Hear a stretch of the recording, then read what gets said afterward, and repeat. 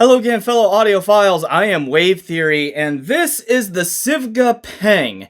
This is a $449 US closed back dynamic driver high impedance headphone. And that's a combination of things that is pretty uncommon in the market. So SIVGA saw a hole in the market around not having too many high impedance dynamic driver headphones anymore, period, but especially not in a closed back form factor, and they have created this unit right here to try to fill that hole. How well they fill that hole is going to be the topic of discussion here in this review. SIVGA sent this directly to me for review. They've asked nothing in exchange than a fair and honest evaluation, which you are about to receive, and then also some affiliate links. So one place that you can buy this is Amazon, so I will put an affiliate link to Amazon, and any other retailers who carry this, I will, with whom I am an affiliate link partner. I will also put affiliate links down in the description and label them as such. If you like what I have to say about the PENG and you want to buy it, please consider using one of those affiliate links.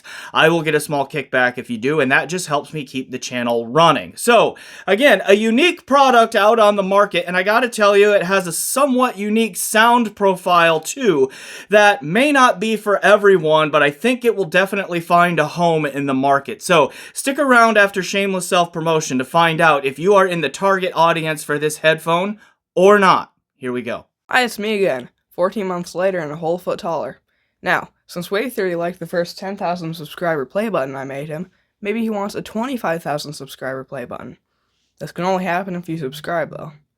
Now, since over 60% of the watch time comes from unsubscribed viewers, I'm gonna need you to subscribe.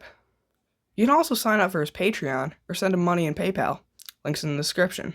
Now, on to the video. So as I said at the top, the PENG is in a very interesting market segment here where it just simply does not have a lot of direct competitors. Are there other closed back headphones in this $400 to $600 range? Yes, for sure. Are there other high impedance dynamic driver headphones in this $400 to $600 range? Yes. Are there very many closed back high impedance dynamic driver headphones out there, really of any price? No, there are not a lot of those. Okay, ZMF has a couple of them, but they are starting to get into like multiple times the price of this unit. So down in this price range, I'm not aware of all that many closed back dynamic driver headphones of high impedance. All right, so that's also going to make comparing this headphone to market competition somewhat of a challenge, because how do you compare to competition that really isn't there? Well, we're going to get creative on that one. So stick around here as the video unfolds, because I am going to compare this to two legendary dynamic driver high impedance headphones out there in the Beyerdynamic DT880 600 ohm edition and the Massdrop Sennheiser HD6XX, which is 300 ohms. Okay, we're going to do that. And then I'm also going to compare this headphone to the FIO FT1, which is a low impedance dynamic driver headphone, closed back, only $130 US, but has really taken the market by storm because of the value proposition that it brings. It is an amazing sounding headphone at $130 US. So high impedance or no, but to be a closed back dynamic driver headphone with wood cups, which we'll get to. All right, does this product here, does the SIVGA justify being $300 more expensive than the $130 US FT1? That's a question that we're going to unpack here as well. So we have to talk about the PENG itself. We got to talk about its features, its build, its sound. Then we got to do all those comparisons. We could be here for a little while, so get a beverage of choice, get comfortable, or jump around using the timestamps that I will provide to watch the parts that are of most interest or relevance to you. All right, so then about the SIVGA PENG on its own. As I said, $449 US, closed back dynamic driver, high impedance headphone. How high in impedance? 340 ohms, plus or minus 15%, right? As the SIVGA's literature points out there. That plus or minus 15% is probably referring to the fact that most dynamic drivers, whether they be headphone drivers or speaker drivers, have a bit of a U-shaped impedance curve with the frequency that you put in them. They have a bit of a rise in impedance around the driver's resonant frequency, which typically for a dynamic driver lands somewhere between 60 and 100 hertz. And then because dynamic drivers have a wire voice coil on them, which is just a bunch of loops of wire wrapped around and around and around and around to create a cylinder of wire, basically an open cylinder of wire. Well, if you know anything about electronics, that's an inductor. All right, and inductors do inductor things as frequency increases. So generally, with dynamic drivers, the impedance also rises as frequency gets closer and closer to 20,000 hertz, which is typically understood to be the upper limit of human hearing if you're 2 years old and have never heard a loud sound in your life. All right, so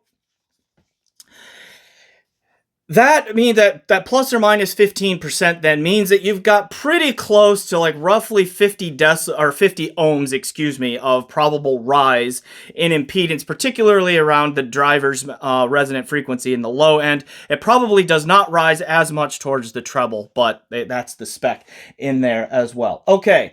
The dynamic driver in here has a 50 millimeter diameter. They use an aluminum casing and frame to hold it in place there. And then there are wooden covers on the back of the cups here. This is African zebra wood, okay? And it is nice and finely polished. It is very smooth to the feel, or to the touch there. They did a good job with the wood grain. I don't know how well this will show up on the camera here, okay? But the wood grain runs vertically on both cups here.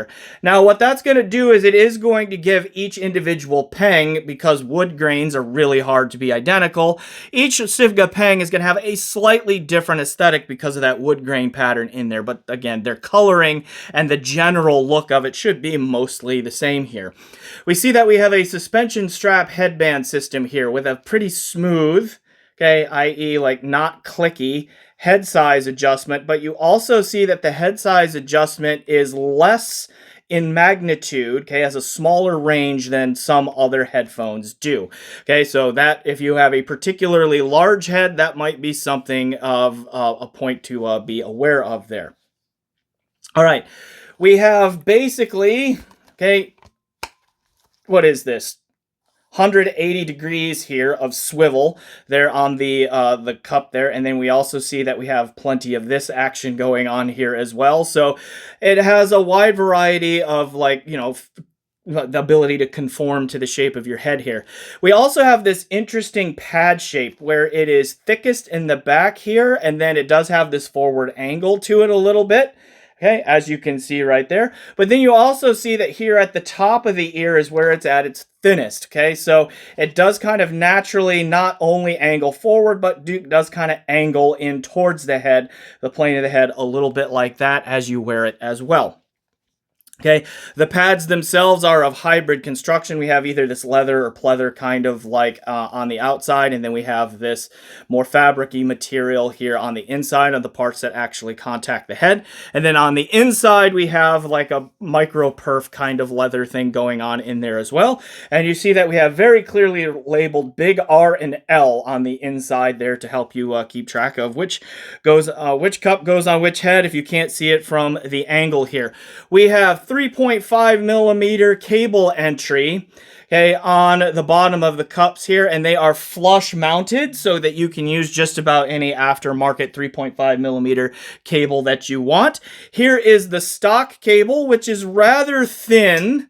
Okay, in there we see that we've got the dual 3.5 millimeter. We have TS connectors here on the stock cable there as well. Here at the split, we have this little gizmo here that allows you to tighten it up around the your chin or whatever if you want to. Okay. And then we've got this like brown and copper colored aesthetic to it. It's a pretty nice supple cable. It does not really tangle very much. All right, which is nice. And it terminates in a little spring strain relieved 4.4 millimeter Pentacon plug here at the amp end. So the stock cable is a balanced cable. In the box comes an adapter, a pigtail style adapter that goes female 4.4 millimeter Pentacon to this, to a male 1/8 inch or 3.5 millimeter TRS single-ended connector. And then they also put in there an ultra short, like you've seen them all the time, those little adapters that go from 3.5 millimeter to 6.35 millimeter. That's 1/8 inch to 1/4 inch here for the English measurement types. All right. It also comes in this nice carrying case like this, okay? Which, I mean, previous SIVGA units, this has definitely looked like butt cheeks right here, and they have kind of changed away from that aesthetic a little bit on both sides, so there's that, okay? And, of course, open it up and, you know, just general fairly standard issue inside of a headphone carrying case there. It is somewhat low profile though, so at least in terms of its depth, it might be a little easier to pack and carry, like throw into a suitcase or a backpack or something like that, than a lot of other headphone cases that I have seen, okay, when the headphone does not collapse down and fold on itself. Okay.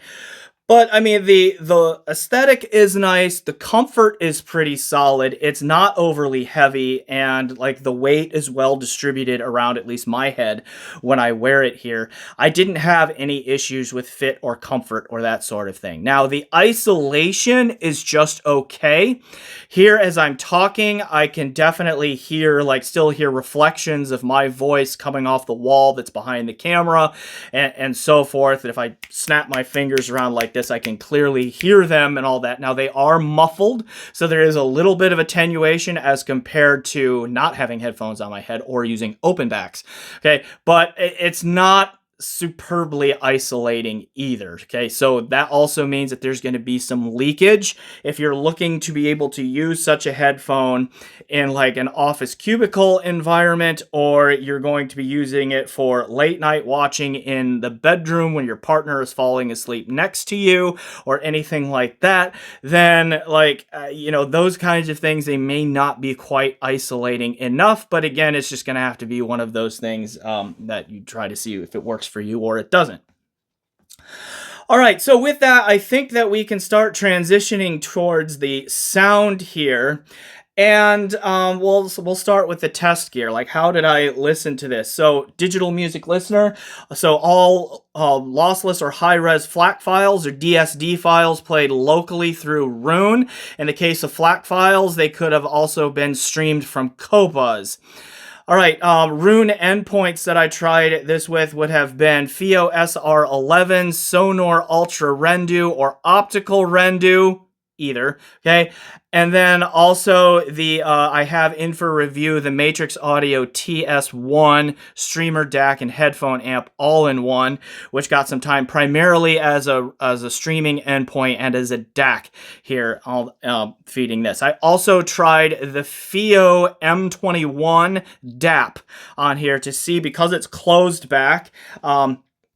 I tried it with that mobile piece there just to see like what it would be like to use, you know, on the go here. Does its isolation work? Can you drive the 340 ohm load with a portable unit? You know, those kinds of questions. So we'll come back to that as well. All right, and then headphone amps, this got plugged into are a variety here, include but is not limited to two pieces of shit, the Asgard X and the Valhalla 3, which is a tube amp there.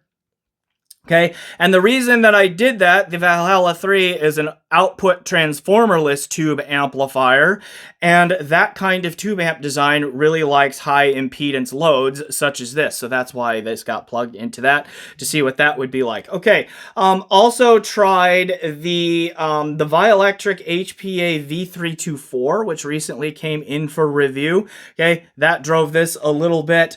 And I'm blanking on some others. I know there were others, but we were using some quality stuff here. The FIO M21 being another example in there as well. Okay. So then what is the sound of the PENG like?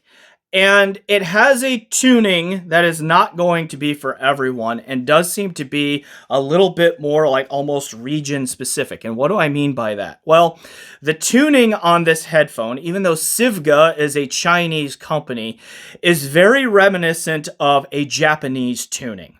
Okay, which means the bass is a little bit lean and the mids and the treble come a little bit forward, and like driver's speed, a fast sound is emphasized a little bit here so that it becomes a little bit, again, drier and slightly detail forward in its overall presentation. So right out of the bat here, you're just going to have to answer the question here. Do you like that kind of Japanese style tuning, or do you prefer a little bit more warmer, fuller presentation that is more common for Western companies and Western makers and Western audiences? All right. So, I mean, that's why I say it's not going to be for everyone there right out of the bat. Now, it does not lean into the Japanese style tuning as much as some Audio Technicas or Yamahas or Foztexes have, just as examples. Okay. But it's definitely trending in that direction. So, the mid-range is like the most forward-sounding aspect of all of the three like block categories of the frequency response to me.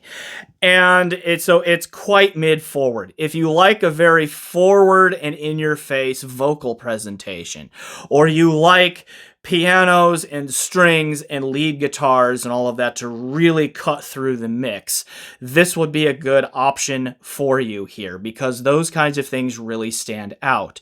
Now, I am a listener who is very sensitive to like shoutiness and honkiness in mid-range timbre, okay? An emphasis on the ow frequency sounds, okay? That like right in that range, okay? Or honk is just a little bit higher than that, but I still have a problem with that as well.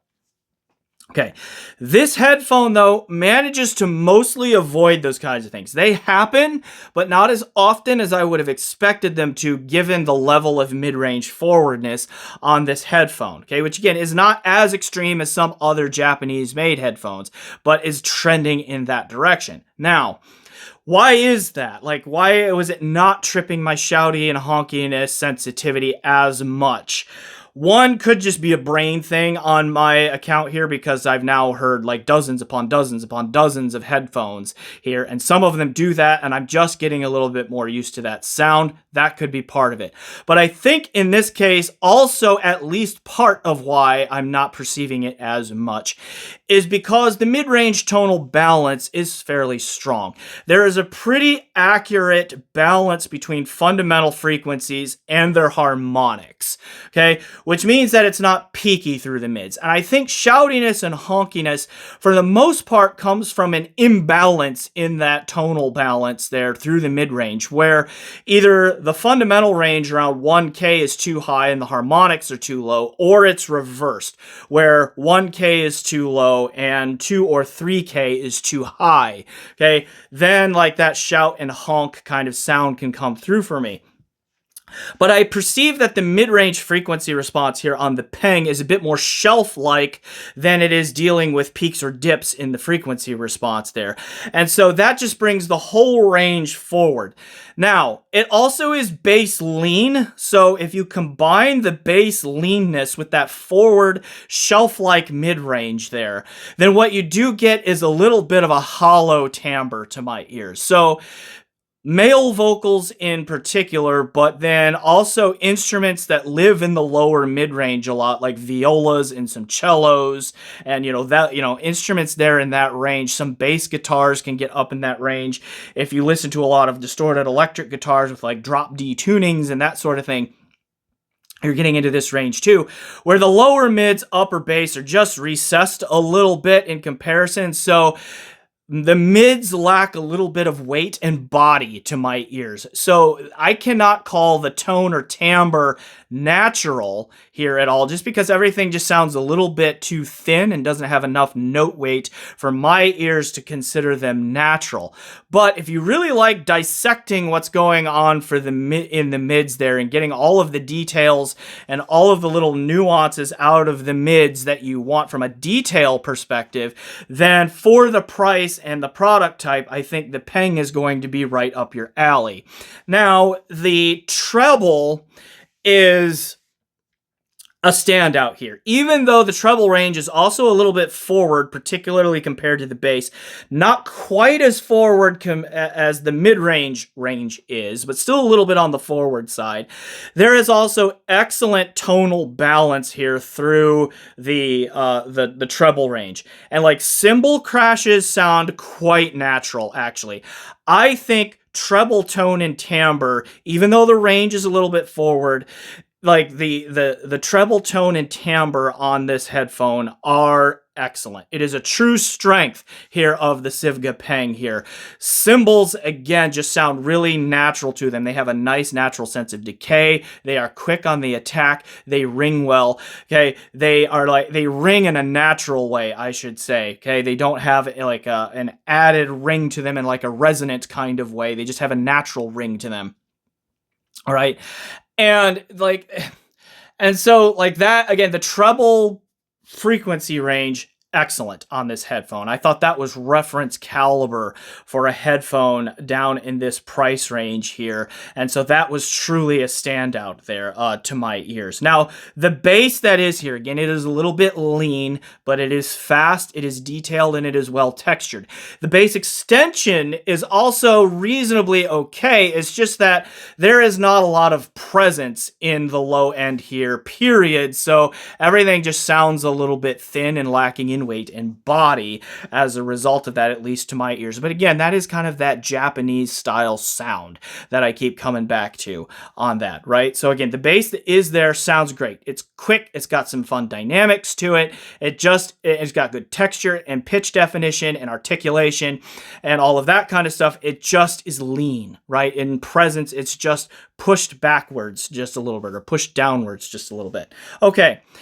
Soundstage is pretty wide. I was routinely struck by the size of the soundstage. It sounds pretty big, and it can be quite three-dimensional and holographic in its imaging and its separation and the depth and the layering and that sort of thing. Okay. Where that gets in the way is like if a track gets really busy, like a symphony presentation, okay? And an example that I'm thinking about here is In the Hall of the Mountain King, which is it's a classical track that you've heard, but you may not know the name of. I'll try to remember to put a link to it down in the description. A version that I like to listen to is by Herbert von Karajan and the Berlin Philharmonic, recorded in 1983, okay?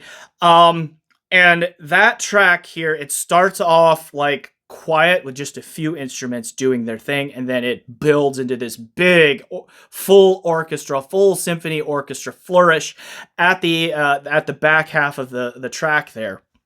Okay, and so it's a really good test track because for one, it's only a little over 2 minutes long, so it's over quickly. But it also it showcases the differing abilities sometimes of gear, not just headphones, but I've even heard this with electronics and source gear, where early in the track where everything is simple, there's just less going on in the music, things often sound great. But then when things get busy, imaging starts to get mushy, detail retrieval starts to get lost, everything just sounds a little bit like kind of overly blended together and amorphous to it.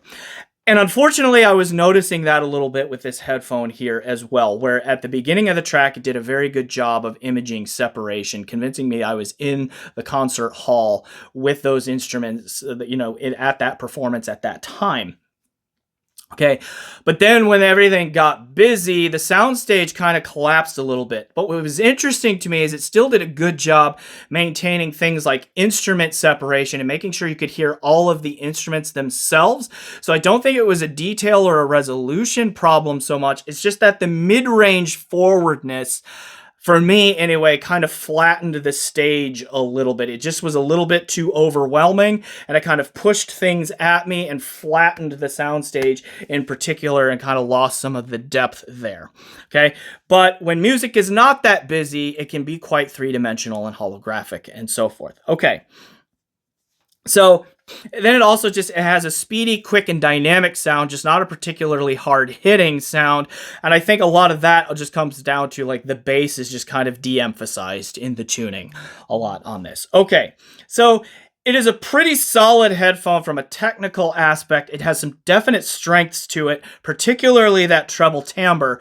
Okay, in there, the mids are very forward, and then the bass is lean. So it's going to be a matter of, do you like that sound or don't you, right? As to whether or not you consider this headphone. All right, comparisons then, real quick here. First comparison that I did, and I did all of these comparisons using the Matrix TS1 streamer DAC, and then through a Radial Pro ISO XLR to RCA adapter, and then into my shit Asgard X amplifier, because I know the Asgard X in particular drives high impedance loads really well. Okay, on there, and then there was one test here where I moved that over to the setup of the HPA V324 amplifier because I wanted to compare how the PENG scaled up to one of the headphones that I'm about to show you here. Okay, I started with the HD6XX right here in comparison to the PENG, because 300 ohms, 340 ohms, that was the closest impedance comparison that I could bring here. Now, the 6XX is open back, the PENG is closed back, so that's going to be a thing to keep in mind right away here, that it's not a direct apples to apples comparison, but this is the best I can do, because again, the PENG is just kind of a rare bird in terms of the type of thing that it is at this price point. Okay, what did I find here is that the HD6XX had the warmer, fuller, to me more natural mid-range tone and timbre, which probably surprises no one. It also had the more rumbly and impactful deep bass to it, okay, which also is probably not a surprise. The PENG, to me, clearly had the more natural treble tone and timbre, though, okay? That continues to be a strength of the PENG. The PENG also, short of big symphonies getting very busy, okay, had the better imaging and separation and like more three-dimensional and holographic spatial presentation. Again, not a surprise, because this the HD 600, 650, 6XX series is not known for having those traits as a strength, okay?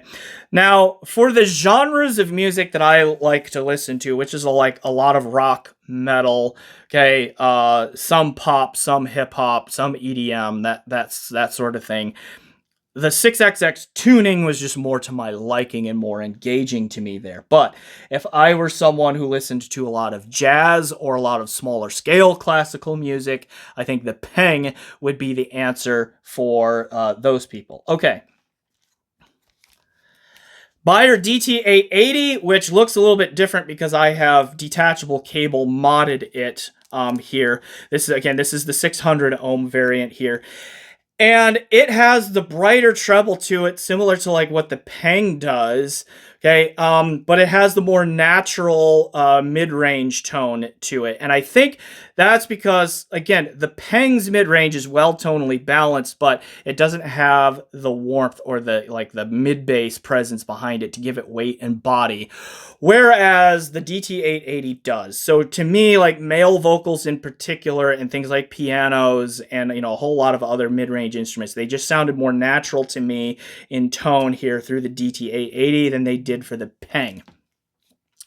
Both headphones have similarly large soundstage and good three-dimensionality to their imaging and their separation and their spatial presentations and all of that sort of thing here. I think the DT880 can rumble slightly more and that sort of thing. What I did notice that was very interesting in this comparison, though, was that the DT880 is far more amp sensitive than the PENG is. The DT880 can match the PENG, if not surpass it, in terms of that treble tonality and timbre, but you really have to get it on the right signal chain for it to get that to come out. The PENG gives you much more natural tone and timbre through the treble than the DT880 does on the vast majority of headphone amps, particularly down in the price range where you would be picking up headphones like this and using them here. This is the combination that I moved to the Vioelectric HPA V324 because the Lake People brand, of which Vioelectric is one of the Lake People brands, okay, they are very good at driving high impedance headphones. So I moved them over there, and on that amplifier, I thought the DT880, excuse me, did outpace the tone and timbre in the treble that the PENG brought just slightly, just slightly. Okay. Whereas on the Asgard X, the PENG was clearly the better one. Okay. And then also the DT880 does not suffer from that collapse of soundstage when the music gets busy on like in the Hall of the Mountain King track, like I mentioned, like the PENG does.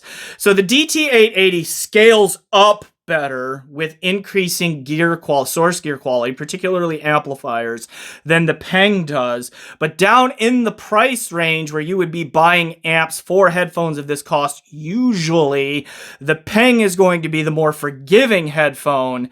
And there's a lot to be said for that. Okay.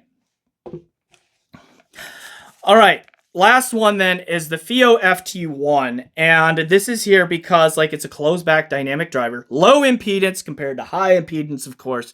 But if you're going to create a dynamic driver closed back headphone under $1,000, you must beat the FT1 if you're going to price it more than the FT1. Okay, does the PENG beat the FT1? Yes and no. Okay, a bit of a mixed bag. So it's going to depend on, does it beat it? It's like, what kind of music are you listening to and what are your sound preferences? Because there are some areas in which it does, which could be the deciding factor for some of the audience. And then there's some areas in which it doesn't, which could be the deciding factor for the other part of the audience. Okay, so where the PENG does clearly beat the FT1, comes back to that treble tone and timbre. Cymbals and like higher frequency sounds, again, they all just sound so much more natural and lifelike through the PENG, whereas they sound just a little bit thin and metallic-y and slightly peaky and sometimes sibilant through the FT1, and those are traits that rarely, if ever, happen here on the PENG. Okay, so that's the biggest thing right there. I think the PENG is also a little bit bigger in soundstage and a little bit more three-dimensional and holographic in its spatial presentation by thin margins, but they are detectable margins. The FT1 has the much warmer, fuller, and weightier tone to it. It has more bass presence. It has more rumble. It has more slam. It has more impact and authority in the low end in particular there. And so I prefer the mid-range tone and timbre on the FT1 and also the bass performance there, just because I have those Western ears, so to speak. I like a little bit bassier, fuller, warmer sound in there, and the FT1 gives that to me in a way that the PENG does not. Okay, so I mean, there it is. Is the detail retrieval and the resolution and the spatial holography of the PENG due to its increased mid-range presence through the mids and treble that should make it those details stand out more than they do on the FT1? I think that is part of it. But when I listened carefully, I do think that there were sounds that the PENG was drawing out that I just couldn't hear from the FT1. Not many, it was rare, but it happened. So I do think the PENG is just slightly more resolving, but I really had to listen hard to hear that, right? Really had to listen hard on that. So again, which of these do you get is just going to come down to like, are the traits that the PENG brings that are clearly better than the FT1, okay? Treble timbre, spatial presentation, okay? Are they worth $300 for your sonic and music genre preferences, okay? That's a question I can't answer for you, but hopefully I've laid it out so you can make an informed decision. Okay. Last thing right here, like we mentioned the high impedance nature of the PENG. Like, does its performance change markedly from going from like a solid state amp to a tube amp? Not really. But part of that is you look at the solid state amps that I had here, the Shit Asgard X, the Vioelectric HPA V324, even the FIO MT1, which actually drove this fairly well. FIO MT1 continues to impress me with the drivability of its amplifier. Okay, and all that. I think we're kind of entering into a point of audio history now where the conventional wisdom of these high impedance dynamic drivers needing a tube amp to sound best is actually starting to fall by the wayside. I do think once upon a time it was true that these high impedance dynamic driver headphones, like they were at their best when you put them on a bottlehead crack. for example, something like that, right, as compared to a solid state amps. But I think solid state amps, particularly new ones, are getting much better and at much lower prices for being able to handle these high impedance loads in a way that makes them fill out and sound like they do on tube amps, with a cleaner sound and a little bit less of that tube distortion in there. So I really didn't notice any transformations. If you notice a transformation going from solid state to tube, my hypothesis is probably because you're trying it on a solid state amp that's several years old at this point. Probably. Okay. So those are just my quick thoughts on that. Okay, but the SIVGA PENG, let's wrap this up, definitely has its strengths. Treble tone and timbre being among them. Spatial presentation, although you can overwhelm that and collapse that a little bit with too much busyness in the signal, at least to my ears. With my mid-range sensitivity, your mileage may vary on that point there, okay? But other than that, the spatial presentation is another strength. It is a bit bass lean though, okay? And the mid-range is very forward in a shelf-like way, and so then that's going to be the polarizing aspect of its sound, and you there as a potential buyer just have to decide whether or not that kind of sound is for you or not. It's not really for me. I personally think it's a little bit unfortunate that because of the rarity of being a closed back, high impedance headphone right here, I would have preferred a little bit more universal tuning to target a little bit wider audience. And I think that would have filled the hole in the market that I mentioned at the top of the video a little bit more ably and a little bit more completely. For right now, it's just a partial fill. So maybe SIVGA will have another trick up their sleeve where they have a slightly different tuned, roughly $500 closed back high impedance dynamic headphone out there coming up soon. I don't know. They haven't told me if they do, but that's just where I am here. So for the right audience, this could definitely be a headphone worth checking out. If you're not a fan of that kind of Japanese style tuning, then this is one that you probably don't need to spend time checking out. But that's my take on it. So I am Wave Theory. Thanks for watching my review of the SIVGA PENG. Please remember to like, subscribe, comment. Check out my PayPal and my Patreon, and also consider becoming a YouTube channel member where you can get benefits such as members-only content, talking to me on Discord, and getting my review videos launched early. Also, for future reviews, keep in mind you can head over to Patreon and buy individual videos for either $3 or $5, depending on what type of video it is, both before the public release and commercial free. So that's something to keep in mind going forward, ways to support the channel. But otherwise, thanks again for watching, and as always, enjoy the music.